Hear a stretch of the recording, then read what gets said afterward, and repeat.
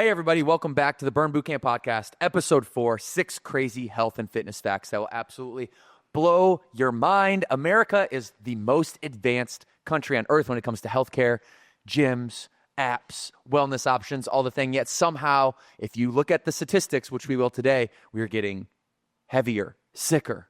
We're dying younger, and the numbers aren't lying. These 6 macro health and fitness facts about America will stop you right in your tracks and hopefully cause you to rethink some of your habits. Let's get into it. Welcome to the Burn Podcast, where strength meets science, food fuels energy, and mindset creates momentum. I'm DK, your personal trainer, and I want you to train, eat, and think differently. So get ready to take your health and fitness to the next level here on the Burn Podcast. Let's get to work.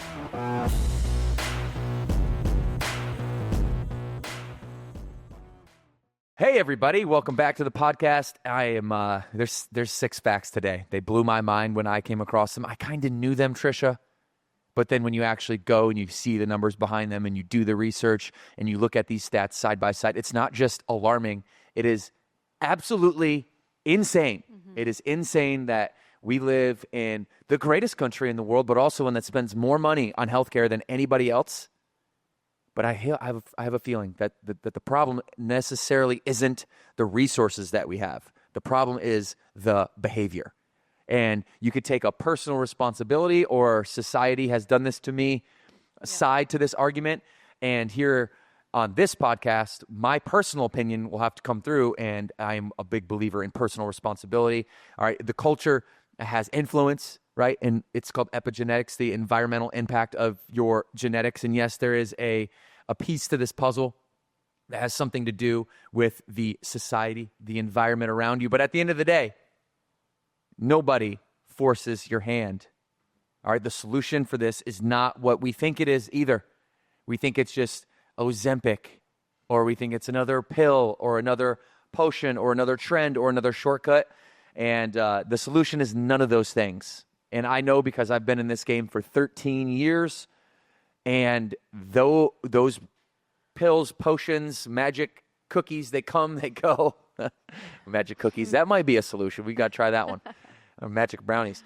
But the solution isn't trying another fad. The solution is showing up, doing the hard work, choosing health and delayed gratification over convenience and short-term gratification. I have a fear, Trisha, if we don't flip the script as a country soon, the future is going to get darker. And I don't want it to get darker. Everything is so bright.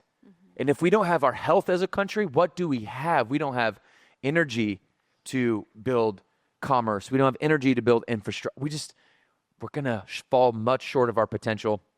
And I know that, as the lead top dog of marketing, you are trying to embody this message, bottle it up, and send it off to America, to the 44 states we occupy at Burn Bootcamp, and really all 370 million plus people. You've got a message for them, and you came across the message, I believe, from the Rock.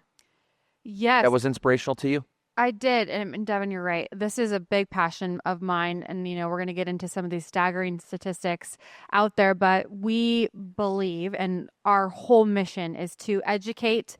So we are inspiring, empowering, and transforming the lives of women and their families. So that way they can live a healthier, happier life. And we are all about anyone else who wants to spread that same message. And we know The Rock, he is all about being strong and being healthy. And I came across this clip that was him running into someone who he inspired, and I thought it was touching. So let's roll that clip.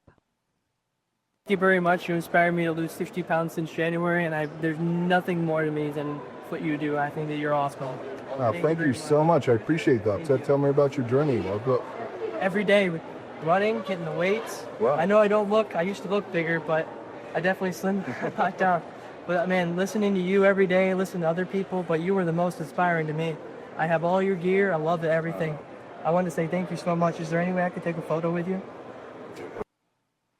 So that's the rock. And that's really what we try to do, right? All of our members, if you're a member out there, you're listening, you know your life has been changed. And what we want to do is we want to have a cascading message of let's all live a better life. And Devin, I know that you've had the opportunity of training thousands and thousands of members, and you've had members come up to you and tell you stories about how they've been able to turn their life around and to not be one of these negative statistics. So I'm curious, do you have a story that you can share? Yeah, I do. And so many of them, and they're all individually special. And what's really mind-blowing to me is as Burn has grown and as the awareness of me like coming to the gyms has grown, people want to tell me their story.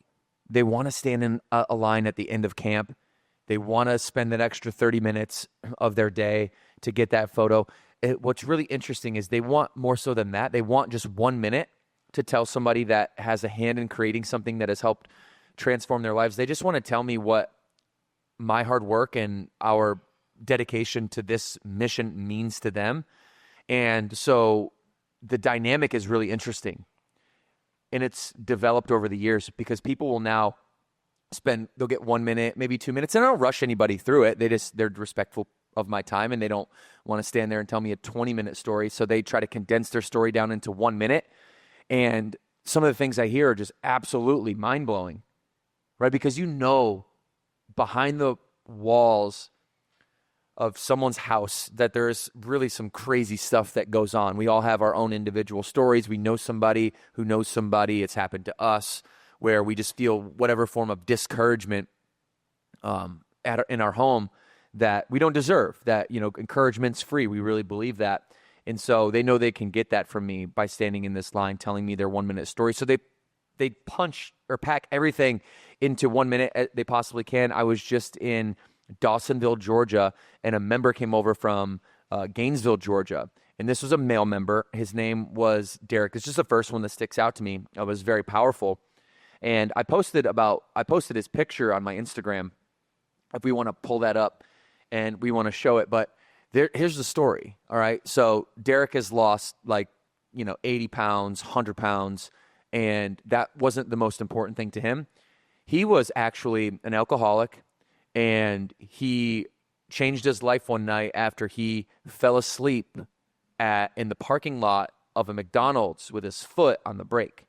And if you know how scary that might sound, like just that foot slips off the brake and you're sleeping, you roll out into traffic or whatever, you roll off a cliff and it's game over for you. So Derek fell asleep in a car, severely overweight, alcoholic, eating terrible food, woke up the next day, was in jail because you can't do that. Yeah. Right? And decided to change his life in that moment. Here's a picture of Derek, a Gainesville member, and I. And he was, pushing 400 pounds. Like I said, he fell asleep, that foot on that brake in the parking lot of the McDonald's, woke up in jail, decided to change his life. And now he's been sober for 2 years, 100 pounds, and comes to Burn Boot Camp every day. He's even down at the local smoothie shop, recruiting people to come compete in the level up games with him. And, this resonated with me because I've been there. I lived in that lifestyle. My dad really lived that lifestyle. The only difference was he never got out of it. He didn't get out of it like Derek did. Derek had the opportunity to change his life. He had this tool called Burn. He picked it up, he used it, and he made the decision, right? Personal responsibility. Yes, he was part of the statistics that we're going to talk about today, but he wasn't going to just leave it at that. He was going to actually do something about it, use his personal will and personal drive and motivation to create a better life for himself, for his family, and for his community by being a productive part of it. And he was never going to find himself waking up in a jail cell again. And we talk about what motivates people. Here's a great question. What motivates people to have a real change? The answer is counterintuitive. Do you know what the answer is? What motivates people to have real, lasting change? What is it? Love? Oof, maybe. Part of it. Yeah, I think so. Gain or loss? Which one? Which one's more Loss. powerful? Yeah, probably loss. When you can project the pain of losing the things that you love in your life, you would do anything to right that course. Yeah. And so he sat in jail reflecting on all of the love that he was going to lose in his life because of the decisions that he made. He knew he was in a hole. He knew he was in a ditch. He knew he'd got himself in that ditch, and he realized the only way I can get out of this is if I build a ladder and I dig and I get out of this hole myself, and I get up and I start running, even if I'm behind, because I spent so many years digging myself this hole. And he had tears streaming down his face when he told me this story. And we shared a big hug. And we're boys forever now. We're forever linked. And this was, and Derek's was one of 40 stories that I heard that day of people just overcoming themselves. That was probably that day the most moving one to me, just because of the circumstances that you will face as a consequence of your actions stare at you in the face when you're in jail, and you have it's not like you're able to get around that. Yeah. It's an undeniable pit that you've fallen in. So that was the story that sticks out the most to me. I've had the opportunity to be at locations when people are telling you their stories. And I think something that I have seen and, being a witness to this is everyone has a story. Everyone's story is important. And that's where I think this message can hopefully resonate with you, or that you can share this podcast with someone who might be battling something where they feel like they are alone and they're suffering in silence. And not to say that anyone's story is more or less impactful, because it's all relative, right? It's what their story is. And we just want to help them understand that they don't need to place the blame on themselves anymore. We're here to help them. And that's what we're going to talk through today a little bit more. Yeah, so let's jump into this, because I was pretty, I'm surprised. You want to know what I'm surprised at? What? I looked at these statistics maybe 2 years ago, thoroughly. They're not getting better. Yeah. In fact, you know what they're getting? Getting worse. Despite having health options on every corner. I mean, how many fitness franchises, Trisha, do we have within 5 miles of Burn Boot Camp Lake Norman, our flagship? How many? Just guess, roughly. 20. Like 20. And then how many individual, maybe personal trainers? How many influencers? How many programs? You can go on ChatGPT and you can get all that stuff for free now. Yeah. Literally, the product, the service of fitness, in a sense, maybe just the product of it is becoming commoditized, meaning that push-ups are free. Yeah. You don't have to pay to be able to do them. And here's a crazy statistic. Number one, over 70% of U.S. adults are overweight or obese. 70%. It's a lot. 70%. That is 7 out of 10 people. Put 10 people in front of you at random, and you just close your eyes and you select people at random. On average, over a sample size of maybe 100 times doing that, you're going to have 7 of those people on every single one on average that fall into that category. And despite these health options being everywhere, the majority are not using it. The majority are not using it. What is it? The availability. Why? That's the big question. Why? What is the disconnect? Why are all of these options available and then people are not using them? Why do you think that is? I think because it's hard. It's intimidating. It's change. I think that's why quick fixes are so prominent. I mean, I know so many people that are on quick fix after quick fix after quick fix because they don't want to do what they actually need to do, which is find something. And it doesn't even have to be Burn Boot Camp. Of course, we want you to come here because we know we'll welcome you. Our community will welcome you with open arms. But just go move your body. If it's just getting out of bed, going for a walk around your block every single day, doing something consistently, that's not the quick fix. I think it's just hard. Yeah, it's definitely hard. It's such a hard thing to do and to stay consistent with over a period of time.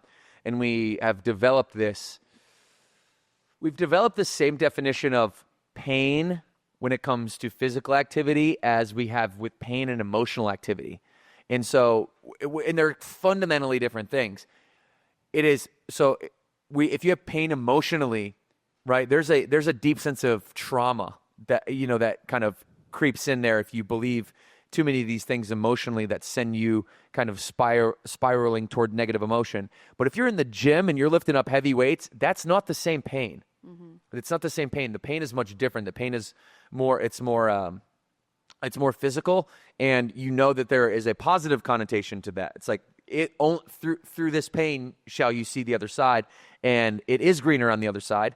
And so we conflate these two definitions of this type of emotional pain that people absolutely want to run from in their life around every corner, and then we take that, we allow that to then influence the definition of the physical pain, and they're not the same thing, right? We're thinking about health and fitness in a way that isn't in alignment with what it actually is. Our perception of it as a society is it's too hard, it's too long, I'm not a fitness person, I can't do things like that, I'm not an athlete, right? And it goes back to these underlying like societal norms and how society looks at you as a person, and we're allowing society to define who we are, and we're just saying, okay, yeah, well, I'm not a fitness person because my parents told me I wasn't.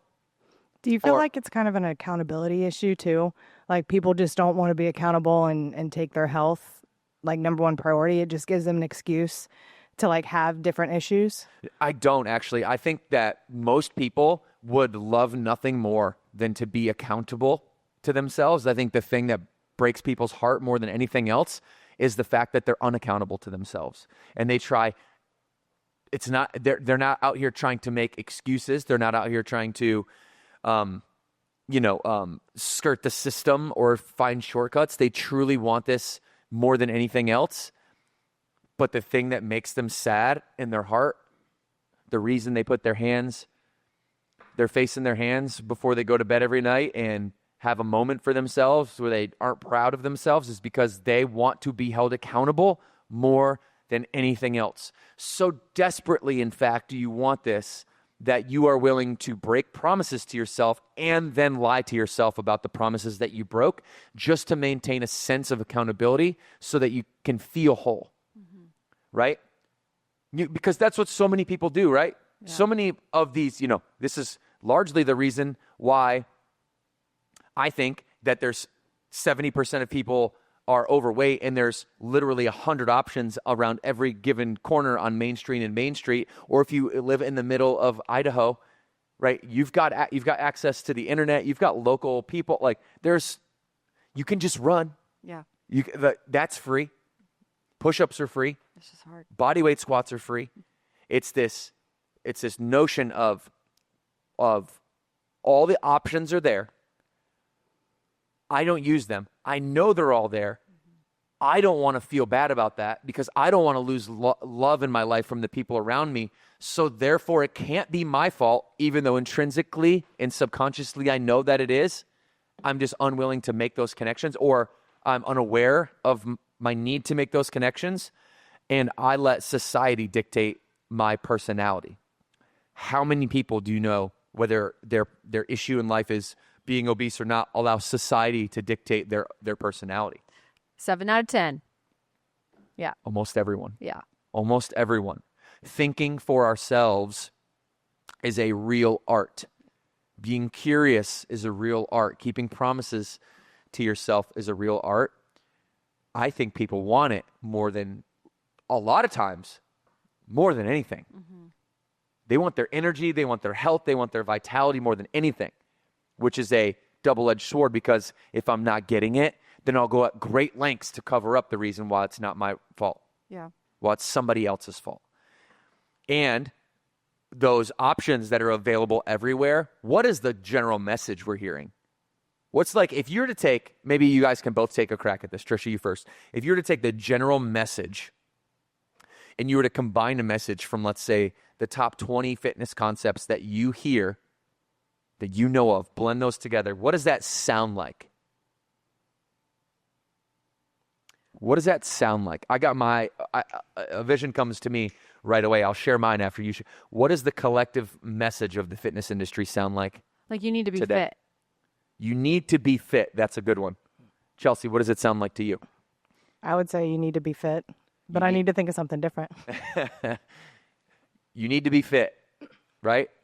I'll add to that. You need to be fit, and we're the best ones to help you get fit. Yeah. And if you don't get fit under our program, then it's your fault. because it can't be us. Yeah. That's what I hear. Well, and the marketing messaging is all models and people who look like their fitness model. And I think that that's what we pride ourselves on, not to bring it back to Burn Boot Camp, but it's very important to me from a marketing perspective that when we are talking to our audience, that they can see themselves in it, because we want everyone to, it's an inclusive environment. We don't want anyone to feel like they can't come to us, or that it's, we get it a lot where it's intimidating. It is intimidating, and we don't want that to be the case. And I do think that that's where we stand out in this crowded market, is we're not that way. We don't say that. Yeah, it is inherently intimidating, isn't it? It is. So we try to speak right to the soul of those who are interested in changing their lives, and let them know it's not about Burn Boot Camp's 45-minute workout, floating floor, our mesocycles, our PRs, the fact that, we've got all this equipment. No one cares about that. Yeah. What they care about is hearing that, hey, we believe in you. You can do this. I know that you don't have anybody in your life right now that's encouraging you. We're going to be that somebody that's encouraging you. Because the reality is, there is, going back to the statistic of 70% of U.S. adults are overweight or obese, it is a very hard environment. And because with prosperity, did you know that back in the day that being overweight was actually a sign of luxury?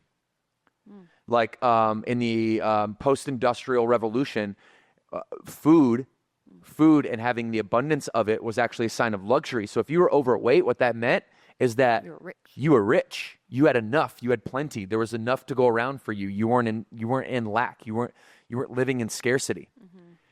And so what ended up happening is the richest, most food secure country, right? And the privilege of having this infrastructure built out for agriculture, and to deliver from, the farmer who tills the land, to packaging up the goods at the factory, to then sending those goods to the store, to then us going to the store and to buy them. Like, think about the concept of grocery stores. That's insane. The watermelon and the blackberries and the raspberries that you go buy at the grocery store were in like another country like last week. Yeah. Do you know what I mean? So there's like this is a complex system. And we take for granted how complex it is. We can just go to the store and get our 12 dozen Krispy Kreme donuts and a half-gallon chocolate milk, call it a day, and we don't even know, we don't have an appreciation in this country as a whole of what actually goes into that. I tell people all the time, fall in love with your food. Yeah.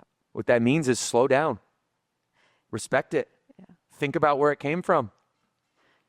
That'll make you think twice, too, about what you're about to put in your body, if you respect your body. Yeah. And you should. 100%. Why do you think it is that we've been able to engineer this abundance into disease? Yeah. We've engineered abundance into disease, right? Because everything that's good for you can also be bad for you. The agricultural explosion that drives our economy, that drives our society, that keeps our people fed, has now turned that corner into, we have so much abundance. Now the next thing is to make that abundance cheaper, and this is where marketing and big food companies come into infiltrating our food supply. That's getting better. But that, ladies and gentlemen, if you're listening to this and you're somebody that is struggling with being in and out of this category, here's my best advice for you. No one is coming to save you. You have to be able to stand on your own 2 feet.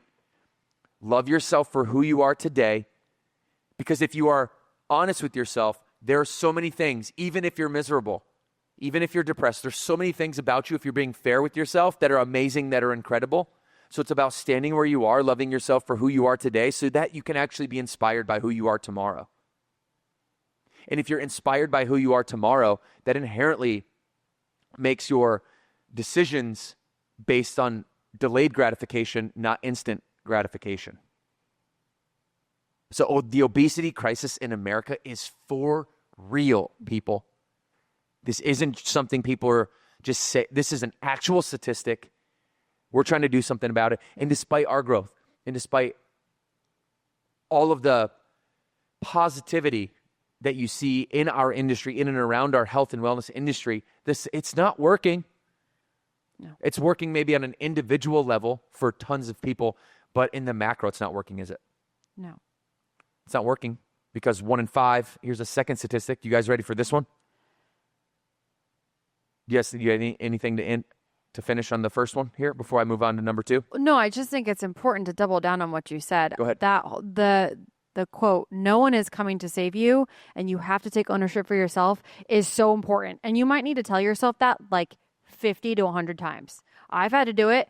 So don't just think that you're going to say that to yourself until you take ownership. And maybe someone else you know and love, you just need to remind them that no one's coming to save them, that it's in their control and they need to show up for themselves. 100%.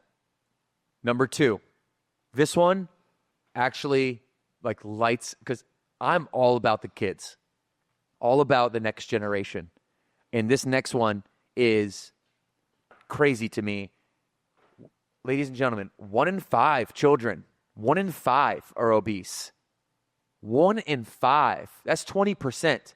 20%. This is obese, not just overweight. This is obese. There's a difference in that. 20% of our kids. 20%. It's going to get worse if the adult population is also trending upwards because our kids are watching us. I know that firsthand. So that's what we can't slow down the childhood obesity if we don't slow down first the adult obesity. It's going to set up a lifetime of health risks for kids. I mean, type 2 diabetes, for everybody that has under the impression that type 2 diabetes is a disease. Technically, by the book, type 2 diabetes is a disease, but also thought to be irreversible.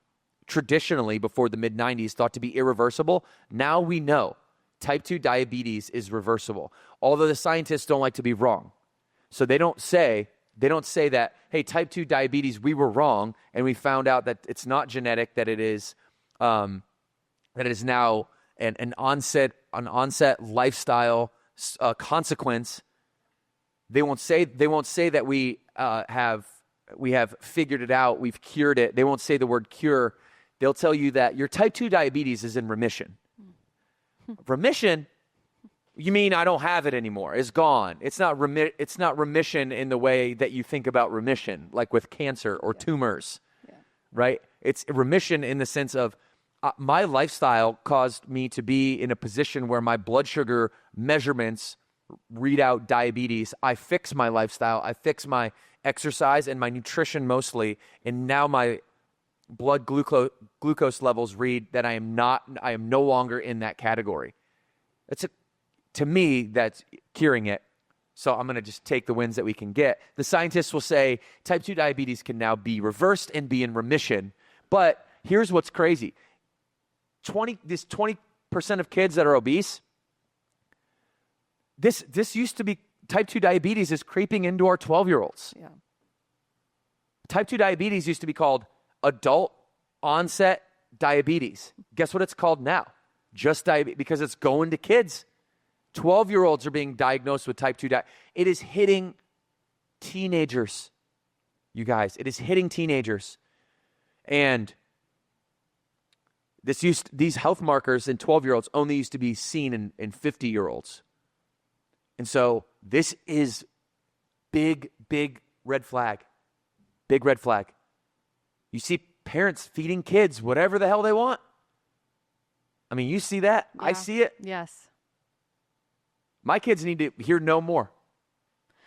I think your kids need to hear no more. I think all of our kids need to hear the word no much more. I'll tell you a story in a minute. Yeah, I was going to say my kids, on the daily are asking for ice cream and asking for French fries and all this food. But I'm like, no, we don't just go have all of the junk food. We fuel our bodies properly. We prioritize protein, water. We don't have soda in our house. Like there are so many things that I'm trying to educate them along the way to where it is tough love. We've talked about tough love before, but I want them to know it's only because I care about them and I want to set them up for success. So that way, when they are on their own, they are making the right choices because they want to, because they feel better when they do. Well, and we also have to empathize with parents, because the same way, the same dynamic around the pain and loss of love is present here. That's what all human beings are motivated by. And what do we want more than anything else is to be loved and admired, appreciated, respected, and feel important by our children, from our children. Yes, they need role models, but we also need that affirmation as parents that my kids have this unconditional love for me. And so many of us make the mistake of saying yes to all these food choices that our children want when their prefrontal cortex, the executive function of their brain, isn't fully developed. They're not able to make decisions for themselves. We don't even let our children drive cars till they're 16 or move out of the house till they're 18 or get off our insurance till they're 25, right? And we're going to let them be 6 years old, 7 years old, 8 years old, make their food choices, right? Make their choices on, their gender, make these choices that they're not ready to make because they are adolescents. Yeah. They're adolescents. They barely can do math. Like my 5-year-old, if I ask him what's 37 plus 5, he has no idea yet, right? And so we're putting these decisions that have consequences outside of the moment. So many times as parents, what we're doing, because we want that love, and I empathize with that, Morgan and I are the same way, that we want to give to our children everything they want because we believe in some way that that's going to maximize our relationship with them. When in reality, it might in the moment, you might, but also what that might do is bind you and your child to only having a relationship that's set in happiness over food. Yeah. And now every time you want to have a special memory, there's food involved. And now all of a sudden, fast forward to when you're 26, every time we get together, the only way that we share happiness, the only way that we share memories is when we eat all the food together. And I think there's that I see this pattern in the adult members that I have today, that they share bonding memories with their parents over food. And it is quite honestly a very sad situation. We attack it and we fix it and we break the patterns and we address it, but it's a very sad pattern to break. Yeah. I know we've talked about this before. There was this stat or this quote where we're talking about kids, and basically kids are going to mimic what you do, not what you say. So I think the biggest thing that we can do, that I can do for my kids, is show them. So I can't tell them, no, you can't have those French fries or that ice cream, and then I go eat French fries and ice cream. No, I'm also living what I tell them to do. So really now, them asking for things is not that often because they don't see us bringing it into the house. We're setting an example for them through our actions, not just through our words. So I also want to point that out, is like, it does start with us. Yeah, with us for sure. And both parents, right? Yeah, yes. Got to be on the same page. Yeah. We have to be on the same page. Here's a quick story, and then we'll move on to the next one. So everyone knows my daughter, Cameron. She's the oldest of my 3. So Cameron's 9, Max is 7, and Ryan is 5.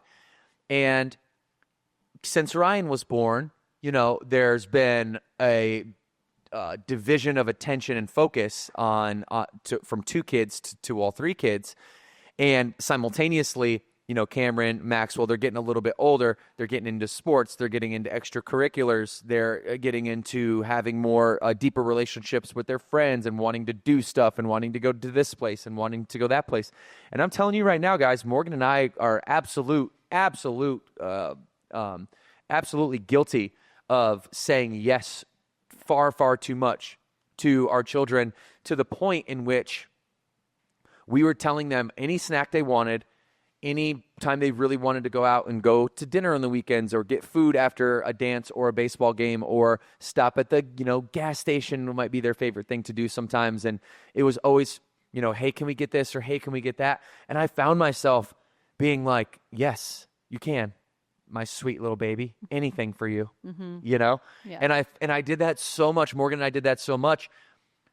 Our kids, we started to notice that there was almost an instantaneous correlation with hearing the word yes and then hearing the word thank you, right? It was the more you heard yes, the less you heard the word thank you.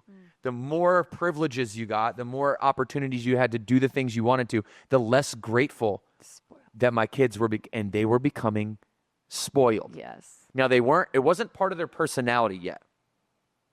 But here's what we started doing. They love to be social more than anything.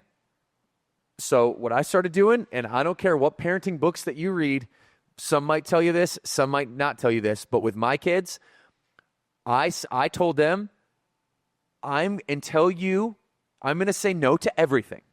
Literally, my default answer is no.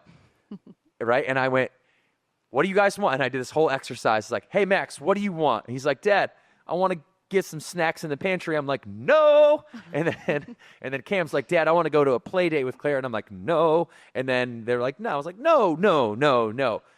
And I'm knowing them until they stop reacting in a negative way when I say the word no. Yeah. And because it started to become every time I said, hey, there's this place in Huntersville called Spare Time. We go to Spare Time a lot. It's like a sick arcade. I love it. Bowling alley, laser tag, like pizza. You got like this fun little place that you can go to. You drop some coin real fast there. Oh, yeah. They're making bank over at the Spare Time. That's for sure. I'm responsible for a lot of that because I said yes every time the kids wanted to go. And then I started saying no. The first time that I said no and there was real consequences on the line, all three of them melted down instantly. And I started in that moment, as soon as you melted down, you got a minimum 2 hours in your room by yourself. Yeah. Minimum. That's like minimum punishment. You go to your room, you close the door.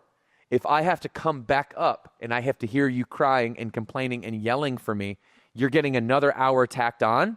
And I'm not addressing anything that you're complaining about. And I'll just keep tacking hours on and tell you, I don't care if you're in there for 24 hours. I will bring you your food. I will bring you your homework. We'll make sure that your stuff gets done. Yeah. But you will be in here by yourself learning how to hear the word no and simultaneously becoming grateful and reminding yourselves of how many privileges you have, we don't lack. Yeah. But you're going to grow up knowing that the value of the dollar is real. The value of our time, effort, and energy as a family is real. And you're going to grow up hearing the word no 199 times for every time that you hear the word yes. This, people, the word yes is what is causing 1 in 5 American children to be obese. Parents, we are saying yes to food choices because of our own selfish motivation to create memories around the food. And we say that so often to the point where children rebel when you say no, and you just don't want to deal with that in the moment.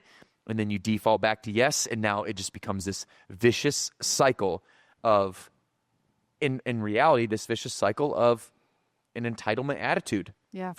I'm talking about my kids, people. Yeah. I'm not talking about your kids, but I'm sure many of you have been down this road before. When you were I knew you were getting to the spoiled. That is like my biggest pet peeve is when I can just see that my kids are, and it's a pet peeve because I know that it's my fault. Like I'm the one that created this monster. So I have to backtrack and I have to help.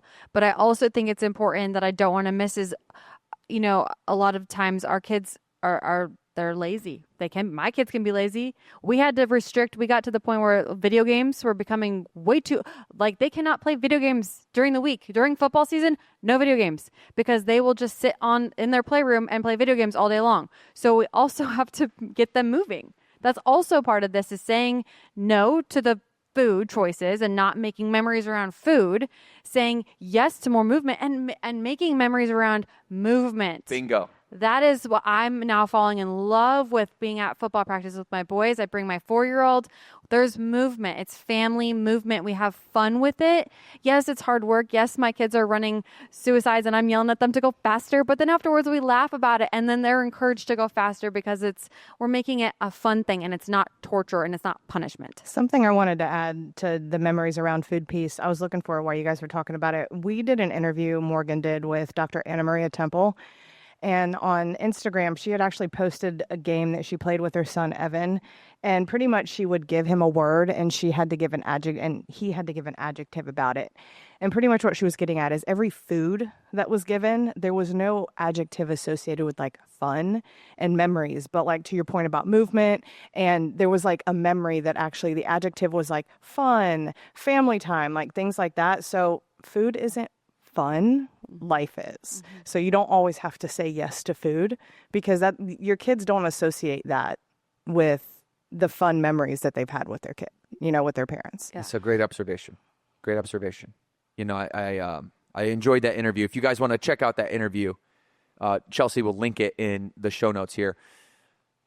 Number 3, mind-blowing statistic. Are you guys ready for this mind-blowing statistic? I don't know if you guys know this, but I've done the research and I've pulled together multiple sources, and what I find is that about 80% of Americans fail to meet the basic movement needs. The silent culprit of obesity is lack of movement. It's food for sure. Mm-hmm. Food ultimately is what puts you in that state of being. Excess energy in, not enough energy out. But what happens, Trish, when we start moving? What happens to our food choices? Well, you're going to make better food choices, A, because you're going to have less time to be sitting on your booty just eating all day long because you're moving. And then also, you're going to want to make food choices that are going to supplement the movement that you have. This entire generation we live in, we're millennials, and really it's like with us and then the younger generations. And obviously, I'm making generalities. With every population, there's going to be really hardworking millennials that, have great principles, and there's going to be really lazy millennials that have no principles. And in every generation, there's obviously those outliers. But if you took, if you took 1,000 people and you said, out of these 1,000 people, which one of these people are actually taking personal responsibility in their lives, then the millennial group and younger is struggling with that, okay? It's struggling with that. And we have this need societally because we've grown up in such a cushy environment in the internet revolution where everything's coming to our doorstep, right? We have this connotation of movement and exercise as being painful, as being boring, as being like hard work, and there's negativity associated with these words. There's a real psychological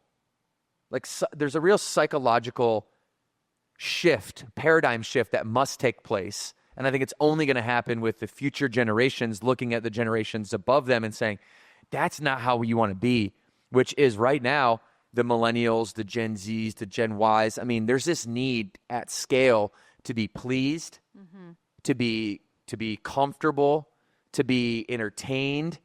And these words are the earmark of an entire generation or generations of people who generally say that exercise is boring, it's painful, it's hard work. And there's this negativity associated with it. I think you're starting to see what I'm talking about, like the next generation coming up, and they're starting to value health as the new wealth. Mm-hmm. You hear a lot of things like healthy living is the new luxury, health is the new wealth. People are less interested in content around ambition and entrepreneurship, and they're more interested in health content around health and wellness and longevity, health span. But as reality sits right now, when I look around, when I talk to people, the general consensus is that I have to be here. I need to do it. It's painful, it's hard work, and it's boring, but I'll do it because I know it makes me feel good when I'm done. But that, my friends, that type of perspective, something that's hard, boring, and painful, will never be something that you stick to long term. It'll never be something you stick to long term. So we have to shift our mentality around movement, which is why I love what you're basically saying about what you do with your kids, Trish, is you gamify it, right? You're creating challenges for your kids to move. I think this is largely why I like sports that I love, like pickleball is blowing up, because it is a fun way to move your body. You can get some good exercise in. No, it's not training, right? It's not activity, it's exercise. It's somewhere in the middle of like a regimented, outcome-oriented, specific regimen for training, and then you have exercise, which is like pickleball and cycling and things that are direct, like less directed. Then you have activity like getting outside and walking after dinner. You have all these activities now that are putting movement right in front of our face, and we're starting, especially with the younger generation, like the I think it's Gen Y, right? What is it? Millennial, Gen Z? Can you chat GPT that for me? I think it's Millennial, Gen Z, Gen Y. And then the tail end of Gen Y, you're starting to see these values and these principles starting to shift, where it's the need to be healthy and to have longevity is there. And we don't have that for like a whole 2 or 3 and 2.5 generations of people, do we? No. And I think a lot of that's also because of the instant gratification. You can't just do it for 2 weeks and think that everything's going to change. Yeah, no, I mean, 2 weeks of doing anything is almost nothing in the grand scheme of things. So despite having more apps, more fitness, more opportunities, more workout options than really any other country on earth, 4 out of 5 people, listen to this, 4 out of 5 people are not hitting the recommended minimums for activity standards, and that's like 60 to 75 minutes a week. Mm-hmm. That's It's not that a lot. It's not a lot. That's not a lot. It's not a lot. So the bar isn't very high. Mind-blowing statistic, 80% of people aren't getting this prescribed. The minimum amount of prescribed movement by the CDC. We're not even talking about Devin Klein and Trish Pena's idea of how much movement you should get. Okay, so let's go to this. Let's go to our generations. Pull up this Chat GPT screen here. You were right, Gen Z. Okay. And then the latest generation, like if you had a kid right now, is Gen Alpha. Okay. Oh, my kids are alpha. So we're our kids. So have you ever heard that? And this can be men or women, man and or women. I'll just use the term men as a placeholder. But strong men create strong times. Strong times create weak men. Weak men create weak times. Yeah. Weak times create strong men. Have you heard that before? No, but I like it. So it's basically saying that every single generation, you're going to have a softer generation who leans away from core human, kind of like Christian-esque principles. And then you're going to have this next generation that's going to look at the generation ahead of it and say, man, they really made some mistakes here. Yeah. We're going to fix this. We got to be the ones to fix this. Mm-hmm. You have this whole generation of millennials. Millennials are marked by the generation of hustle, right? Like at first it was millennials are lazy. And then it became millennials are all about the hustle and the grind, the side hustle, the businesses on the side, kind of like, Gary V type attitude. He kind of marked some of the hype culture in the millennials. And then you get this Generation Z that comes after, and they're born from 97 to 2012. And they're like, all that hard work stuff, that's just overhyped. What is this grind culture? I don't want to do the grind culture. Yeah. I just want to be comfortable. I don't want to live this life where I'm trying to grind. Can't we all just be comfortable and get along? Which is similar to like in the 1960s, like Generation X in the 70s. Oh, man, peace, love, chill out, man. Let's just all get along, right? Which there's good parts to that. I'm not saying it's all bad, but generally speaking, millennials were thought to be the lazy ones. Then you get Gen Z, and everyone's like, oh my goodness, this group of people can't stick with a job. Mm-hmm. They're jobbing from job to job to job. They want to get paid more and do less. They have work ethic issues at scale. And now Generation Alpha, our kids are going to look at Gen Z and be like, we're not doing that. It makes sense, though, that it's every other generation because as millennials, we have Gen Alpha kids. So we're instilling in them what we feel like our generation is. There's this funny TikTok that I saw that was talking about millennials and how we are hustlers. And it was like, well, of course we're hustlers. We've been having to teach the Generation X how to use a computer. And then we're having to pick up the load for Gen Z because they don't want to do. It was just like this back and forth for why millennials are just holding everyone together because of, times are changing and we're having to absorb it and just learn as we go. We're not going to sit back and just like let it fly because no one above us did it for us. And I think this is largely the reason why alcohol consumption in America has hit an all-time low in like 90 years is because of this fact, because you have Gen Alpha who's coming up, you have the lower half of Gen Z who's coming up. They're looking at the effects of this. Now we have all the data, all the studies, we have all the parents, we have all the exposure, the internet's here, it's real, and you can see the very obvious effects of what alcohol can do to generations. And the consumption from that generation is pulling down the overall consumption and the average. And this is just one byproduct of, I think, what's going to continue to happen, which, I know we're kind of like talking about the reality of the world when it comes to health and fitness, and it's kind of doom and gloom at this point. Like, our next stat is that heart disease remains the number one killer. That's 700,000 deaths a year. From cardiovascular disease still leads America in all the types of mortality. It's still the number one killer is heart disease.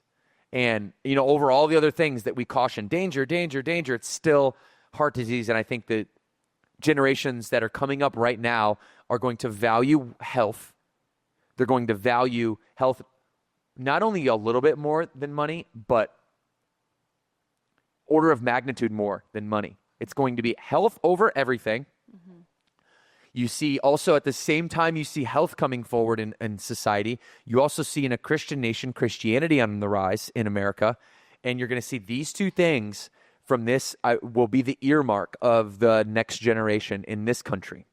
And we all know that our country is about 10 years ahead of everyone else when it comes to the health and the fitness narrative out there. And you're going to see these things happen because there's been an absence of these things in the generations ahead. So 4 out of 5 still don't hit the minimum activity standards.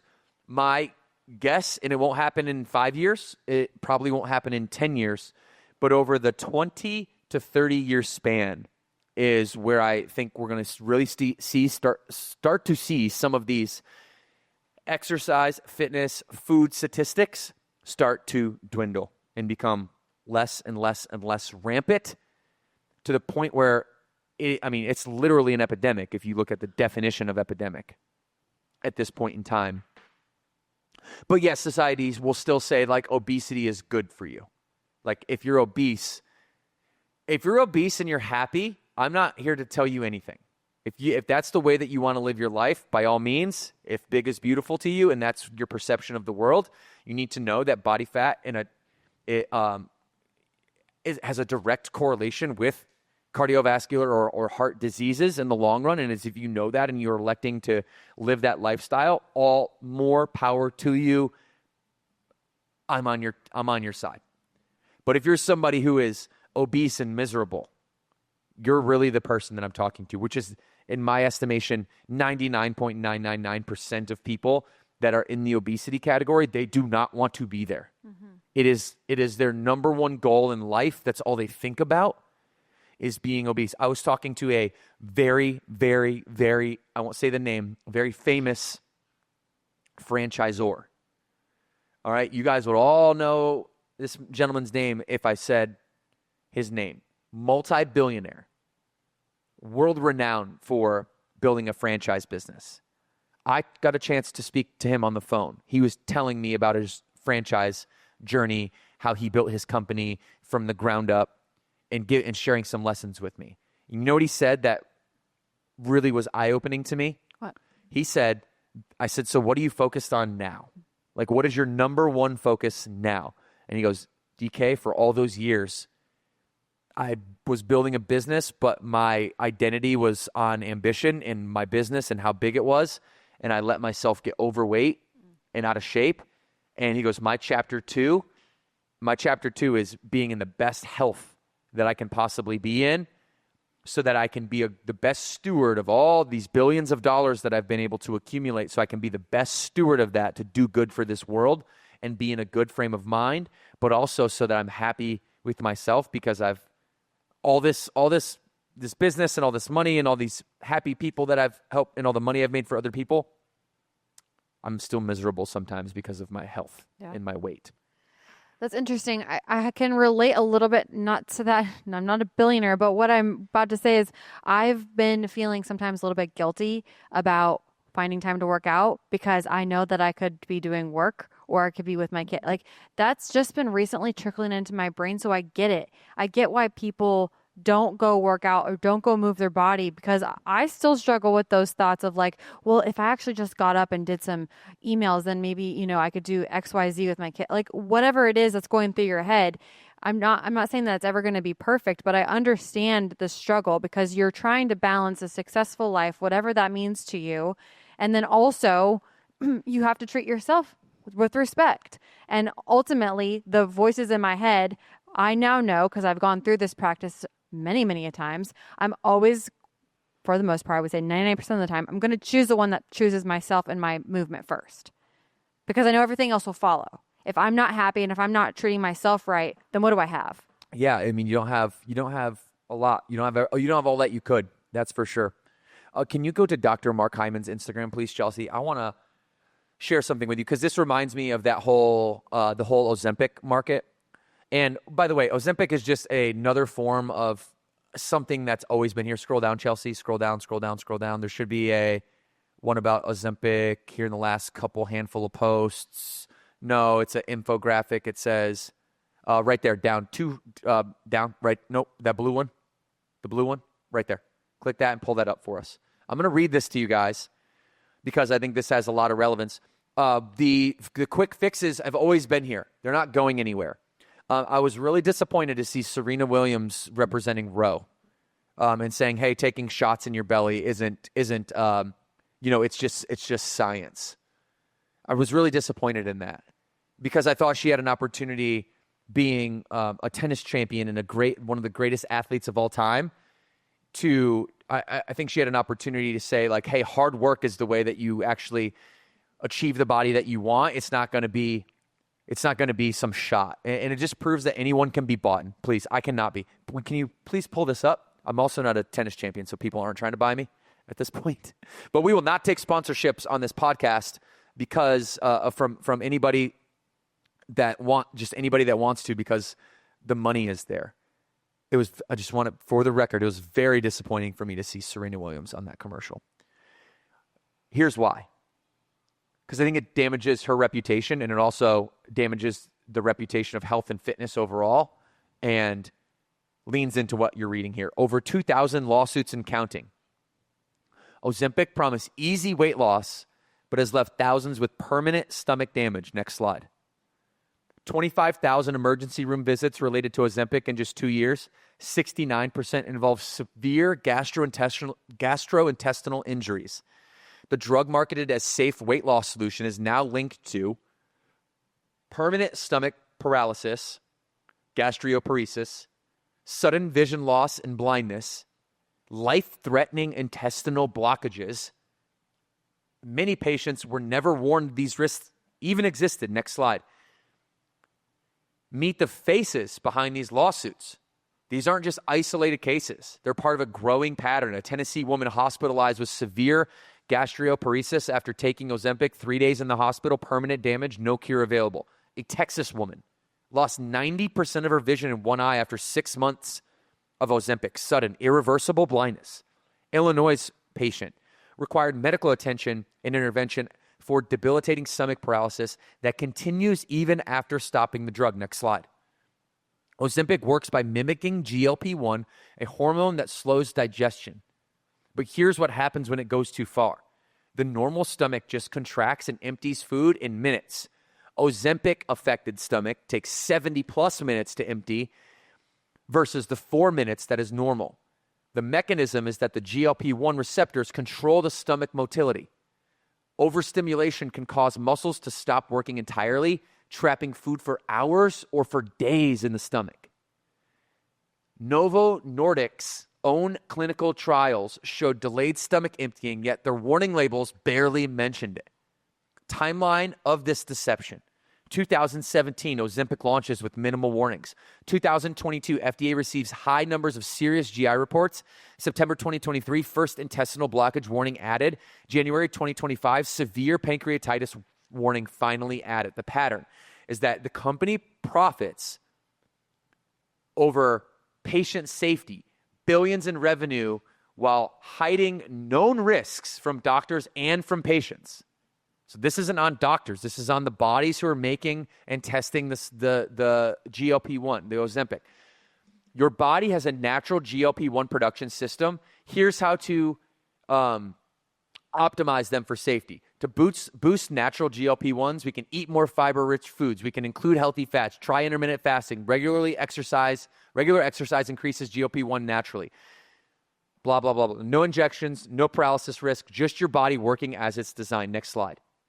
Okay, and we don't need to go into this. It's the last slide. Just says you deserve to know all the risks before making the decision. Okay, so if you bring it back to me, this is why I'm disappointed in the Serena Williams sponsorship and of GLP-1 in such a way that it says, hey, here's how you reach top performance. Can you pull up the Roe ad on YouTube? Can you try to pull that up? See if you can pull up the Serena Williams Roe ad on YouTube. I just really think it's a bad move for Serena in the long run.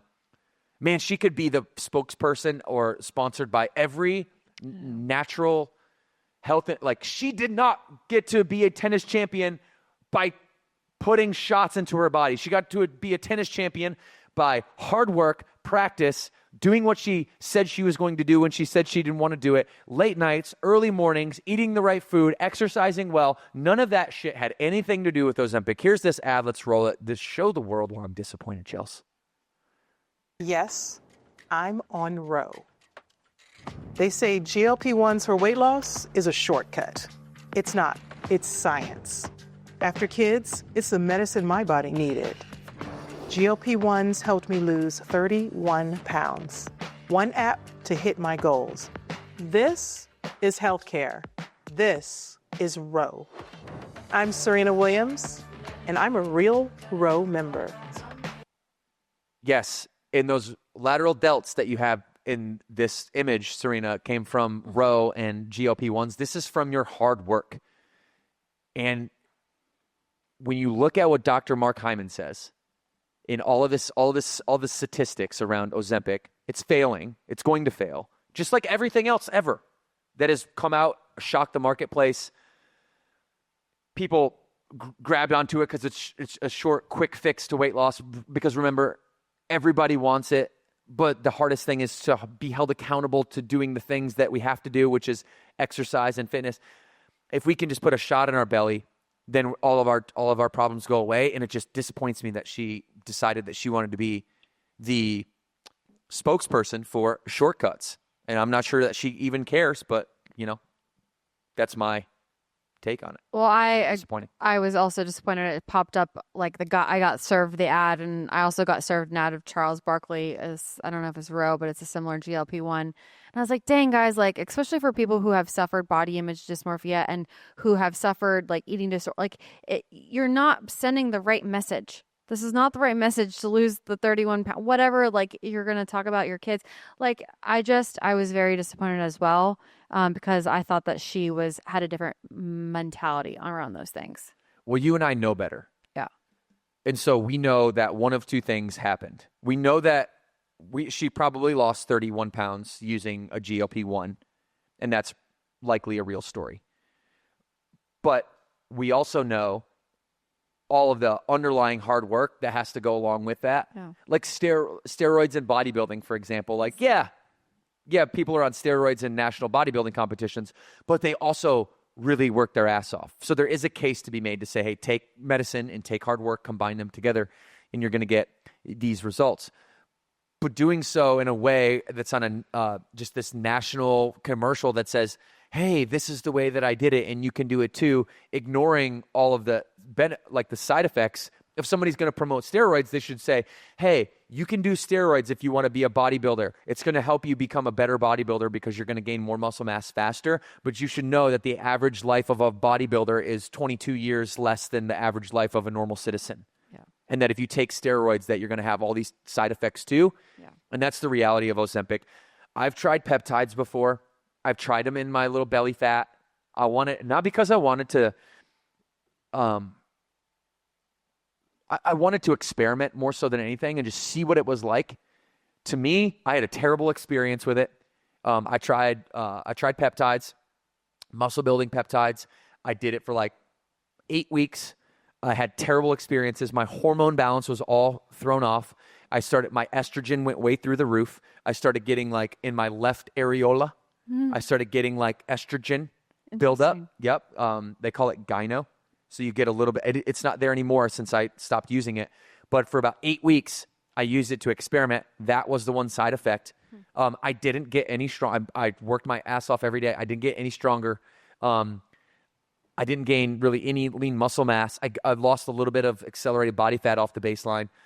But the reality is that these peptides or these GLP-1s or, they're all going to work. Like, let me be clear. They're all going to work. How much are they going to work?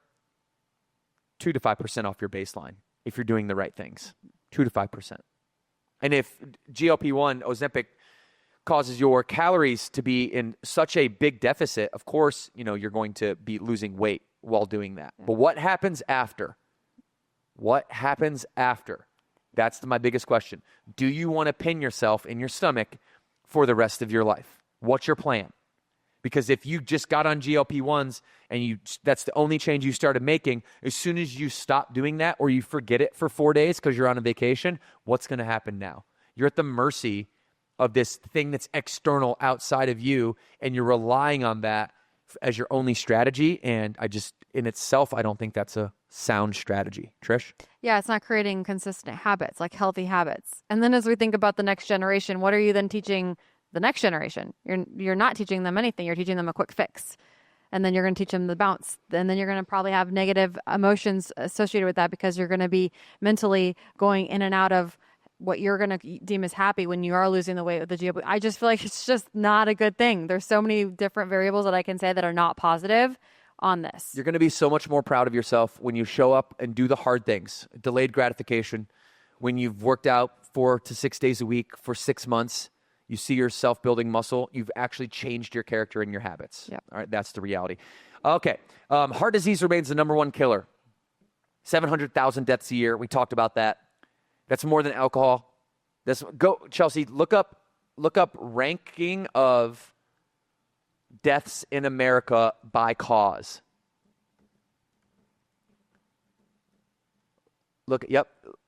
Ranking of deaths in America by cause. Heart disease, number 1. Show this on the screen, please. Heart disease, number 1. 680, almost 700,000 deaths, 22%. Cancer, number 2.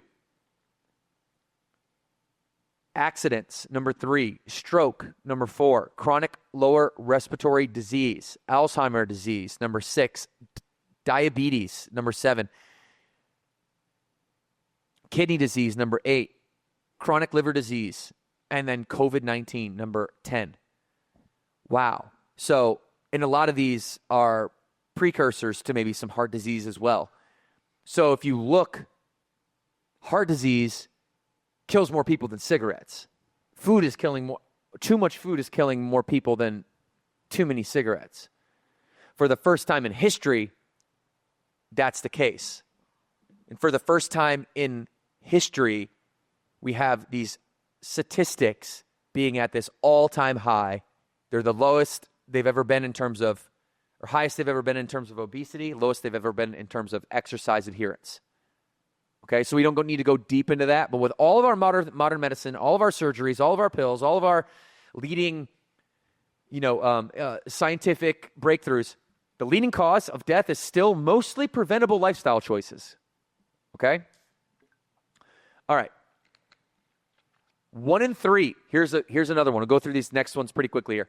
1 in 3 U.S. adults have diabetes or pre-diabetes. What we've learned, and we learned at the top of this, Trish, is that type 2 is reversible through diet and exercise. Did you know that? You actually told me that recently. So the only reason why I knew that was because you had shared that fact with me, which means most Americans don't know that's reversible. I'd have to guess. Lifestyle-induced adult onset type 2 diabetes is a scientifically backed, reversible, which they won't use the word cure, but reversible to the point where your type 2 diabetes can be in remission. But they won't use the word cure, but you're cured. But you're not, because it could come back, which means you're not cured. But it can only come back through your own lifestyle choices again. So what this means, this is a huge breakthrough, because what this means is that personal responsibility is more important than societal responsibility. That through your own lifestyle choices, you can reverse a type 2 diabetes that society does not do onto you, type 2 diabetes, because of the environment that you're in, that through eating clean food, getting the right amount of food, and moving your body, you are going to be able to literally save your life if you're somebody that's in this category. Save your life. Type 1's genetic, it's different. Type 2, they found adult onset diabetes, which is now penetrating the teenage market, because as parents, we are not saying no enough to our kids when it comes to their food choices. We're letting them lead their own lives. We are now suffering younger and younger and younger and younger and younger. This is a metabolic syndrome, right? Like metabolic syndrome is a precursor to type 2 diabetes, where, 1 out of these 3 adults are walking around in this diabetic or pre-diabetic state, meaning their energy systems of their body are failing. And by the way, half of the people that have type 2 diabetes don't even know it. Mm-hmm. Oh, I bet that. They don't even know it. Yeah, I guarantee that. Yeah. So it's like a ticking grenade in your heart that you're walking around eating sugar whenever you want, drinking every day. And you know what the people that drink every day, what do the people that drink every day do to their loved ones who are like, kind of concerned with you drinking every day? What do? They create excuses? Well, they just, they make it softer than what it actually is. Oh, yeah. You know what I mean? Which is the criticism. Do you have anybody, you have to say names, but do you have anybody in your life who is like, an alcoholic? They chronically drink, they drink every day or every other day. Do you have anybody in your life that you know that's like that? Yeah. And when you said like, how often do you drink? What's usually their response? 1 or 2. 1 or 2. I don't know. Every other day or so. When life hits me, every 1 or 2 every other. You're in denial. Yeah. Because if you're drinking 1 or 2 drinks every day, that is alcoholism. Yeah. I'm not saying you are an alcoholic, meaning that it's a disease to the point where it's captured you to the point where you can't stop for 90 days. Yeah. If you can't stop for 90 days and it's got a hold on you, you're an alcoholic. Yeah. But it's still alcoholism. Yeah. If you write every day and then you publish books, you're a writer. You're an author. Yeah. Yeah. If you drink every day, you're a drinker. Yeah. At the very least, you're a drinker. You like to drink. Yeah. I'm not going to demonize drinking, like in its moderation. Have fun. I stopped drinking because the demons come up in me when I have alcohol. But alcohol is super I'm not here to demonize it. It's fun. And if you can control it and you're somebody that it vibes with your physiology and you want to have it once or twice a month, that's about the limit in which you can have alcohol once every 2 weeks or so, to where your body can maintain homeostasis and you can still be healthy. But if you go beyond that, now you start getting into real health, a real health crisis, potentially. Real metabolic syndrome, real damage to your liver, real damage to the to energy systems in your body. Okay? So 1 in 3 U.S. adults have diabetes or pre-diabetes. Isn't that wild? And we won't even tell people that they can cure it. The scientists won't come out and say, you can cure this with your own choices. Mm-hmm. They say, no, with intervention, you can go into remission. Okay. It's not a disease. They're going to continue to classify type 2 diabetes as a disease. So what I'm saying is not mainstream PhD scientific America. Type 2 diabetes is not a disease. Being overweight is a choice. Being obese is a choice. Now, you may have some precursors to that. You might be genetically more predisposed to being obese. But I've helped hundreds and hundreds of predisposed people to their genetics being obese become somebody who's not. Mm-hmm. Because it is a math equation at the end of the day. Your calories in versus your calories out. There's no such thing as your thyroid being the issue in which you cannot lose weight and it just won't happen for you, right? That is one of those things that you point at to say, something outside of my control. My thyroid is the reason that I can't lose weight. It might make it more difficult for you to lose weight, no doubt. Yeah. But if we have less calories in our body, energy in than energy out, we're going to lose mass. Yeah. We're going to lose mass. So does that scare you, that 1 out of 3 adults walking around are diabetic or pre-diabetic? 100%. Scary. It's very scary. And the thing is, like you were saying, like eat clean, movement, like get your, like it's not like it's we're trying to overcomplicate it. It's really simple. And so I just want people to know that. It's really simple. And if you take this simple way, although the simple way is always the obvious way, and it's also the hard way, but you won't be part of that.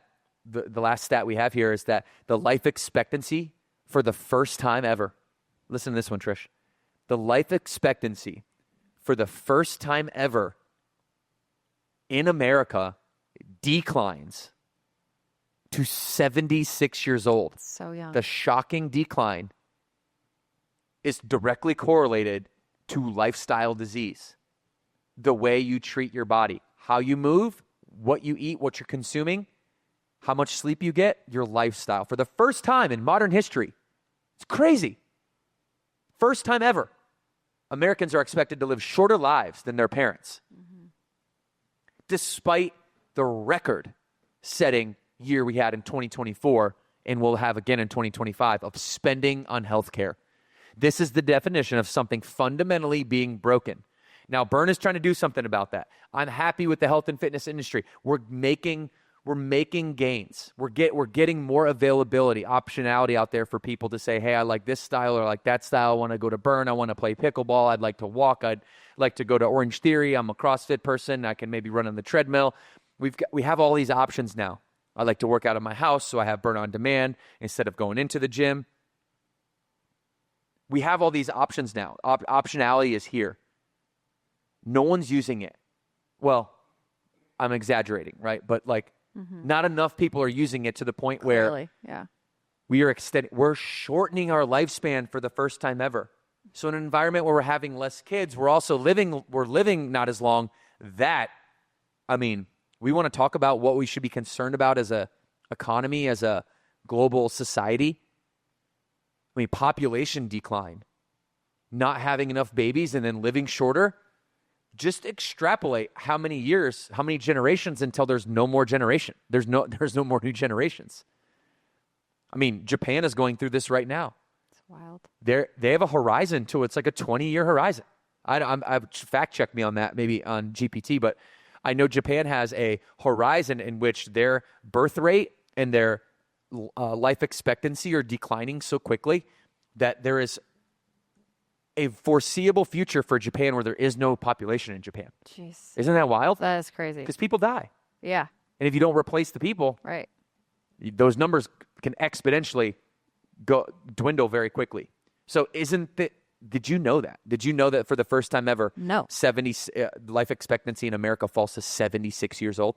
And it's because of how we're treating ourselves, not because of any other outside factor. It's like in our control. That is just, I just want to help people. I want to help people too. And the reason, everybody, that we are discussing this with all of you today is just so that we can be on the same page, so that we can look through the same lens, speak the same language. That this is a conversation about personal responsibility. That society doesn't do to you things, that society cannot make you do anything that you are not intrinsically motivated to do.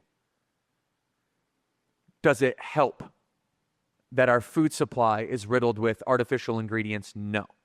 Does it help that marketing has captured the imaginations of Americans and we are susceptible to marketing messages, vulnerable to what other people tell us to be the truth? No, that does not help. But that doesn't also mean that these marketing companies are shoving this food down our mouth, forcing us to eat it. What this means is that we need to protect ourselves. We need to protect our families. We need to say no more. We need to have more discipline, more consistency. And remember, anybody that always wants to point blame outward to the big food companies or to the availability of resources, that your dollar that you get to vote with at the grocery store, that whatever you buy, whether it's Kellogg's cereal or whether it's organic apples, your dollar is the ultimate vote for how our society functions and what ultimately ends up at the grocery store. If you don't buy it, it won't be there. That is the truth. That is the reality. Trish, where does your mind go? Let's get out of here. I mean, I just hope that people are really listening to this and you're thinking about someone that you know is like crying for help on the inside, but can't vocalize that on the outside. Like, you know those people. And if you do know, share this podcast with someone, bring them into camp, let them know that we will open our arms and help them through whatever their journey is, because every journey is important. So we are here for them. All right, everybody. So in closing today, when you look at these stats side by side, these statistics are alarming to me. It's literally mind-blowing. It is insane that we spend more money than any other country, but the problem continues to persist. We are getting sicker. We are more overweight. We are more obese than we've ever have been. 70% of our population is overweight or obese. 20% of our children is crazy. This is insane. The solution is not another trend. It's not another Ozempic. It's not another pill. It's choosing health. It's choosing doing the hard things, having delayed gratification. It's choosing health over convenience. Because if we don't flip this script on an individual level, you and I, by purchasing things that are going to be healthy for us, by voting with that dollar, by not buying the Ozempic, by not leaning into this societal narrative, if we don't flip the script soon on an individual level, it takes one of us. It takes you. What you do really matters. And if you don't do it, if I don't do it, if Trisha doesn't do it, then America doesn't do it. And I believe that the future is so bright. If you look at health, wellness, science, what we're discovering about human body, AI, I believe that the future looks so bright for health and wellness. And we're sitting in this weird position where the availability of all tools, the availability of all tools is more abundant than it's ever been, except for we're using them all in the wrong way. And so for the future to be bright, we've got to make decisions that put ourselves, our health, our happiness first. And we don't want the future to get darker. We want the future to get brighter. All right? So it's up to you. It's up to you. It's up to you and your family. Say no more often, right? Have that discipline to say no to that bread. Have that discipline to say no to that alcohol. Have that discipline to say no at the grocery store. Say no to your children when they want to stop at McDonald's or Chick-fil-A. Say no when they want the extra snack. Show them that eating healthy can make them happy and make just as many memories as if you were to eat unhealthily. Trish, you want to take us out? All right, guys. So if you're listening to this and this episode really hit home for you, please share this podcast. Make sure you're subscribed to us on YouTube. Follow us on Instagram at Burn Bootcamp Podcast. We want to hear from you. So let us know your thoughts. And Devin, you want to take us out? All right, we'll do it like we always do. 2 claps on 2. 1, 2.